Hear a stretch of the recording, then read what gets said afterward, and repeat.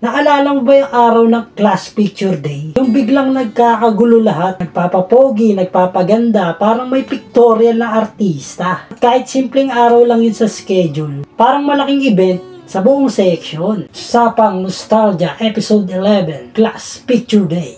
Let's go!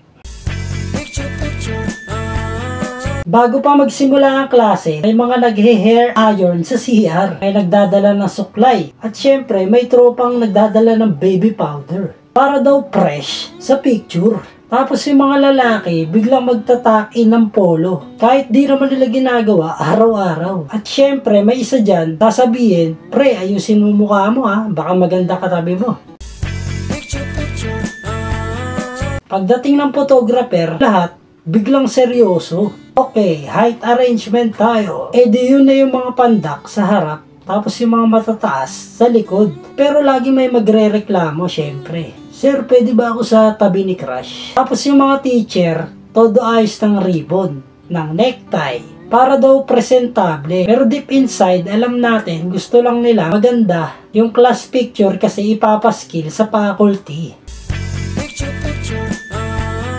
Tapos ayan na, sabay-sabay sabing, say cheese, cheese. Pero sa loob-loob mo, gusto mong magpa-cute. Lalo na kung nasa likod mo, si crush. May isa pang tropa na laging gumagawa ng kalokohan. Bro, wink ako ha. Paglabas ng picture, ayun, may isang nakapikit, may isang nakanganga. Tapos may isang perfect smile. Na siya tuloy naging bida sa buong section. Pagkatapos ng pictorial, balik normal na. Pero, ilang linggo lang may usapan. Uy, dumating na yung class picture. Siyempre, excited lahat. Pupunta sa teacher's table, tapos hanap agad ng muka. Tapos pag nakita mo yung sarili mo, Lord, bakit ganito itsura ko? Pero kahit pangit, pinagmamalaki mo pa rin. Ilalagay sa frame, at ilalagay sa kwarto.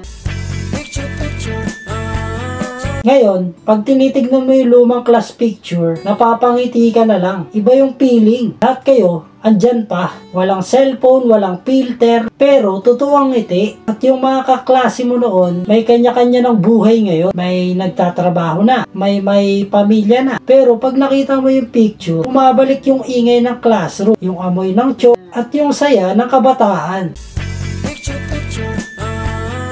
Kaya kung may lumang class picture ka pa sa bahay, huwag mong itago. Dahil yan ang patunay na minsan sabay-sabay tayong tumawa, nagkulitan at naging parte ng isa't isa. At yun na, ako nga pala si Mark T. At ito ang usapang Nostalgia Episode 11, Class Picture Day. Yung simpleng araw na hanggang ngayon hindi natin makakalimutan.